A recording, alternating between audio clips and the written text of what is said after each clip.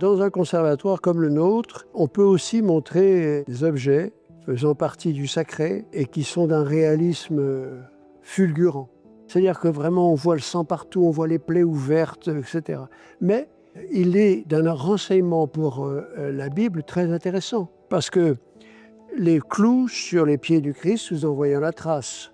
Ça, c'est quand le Christ tombe à genoux, quand il porte sa croix, avant que quelqu'un vienne lui donner un coup de main pour le porter. Ça, c'est la couronne d'épines qui a fait ses dégâts. Ça, c'est le glaive, etc. C'est donc en fait très intéressant pour la jeunesse. Alors, c'est un peu violent maintenant, hein, mais ça permet tout de suite de montrer ce qu'a été le calvaire du Christ. C'est effectivement le Christ gisant, fait en carton bouilli, c'est-à-dire que c'était un travail de religieuse. Elle prenait du carton qu'elle mélangeait avec de l'eau et avec l'armature de beaucoup de petits bouts de bois, on arrivait à monter et de le rendre assez costaud.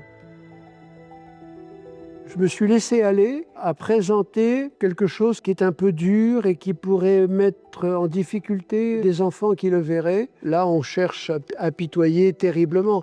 Mais d'un autre côté, c'est peut-être pas non plus idiot d'apitoyer sur le sort de Christ, même sans croire en Dieu. On peut savoir que ce qu'il a subi était quand même à minima épouvantable.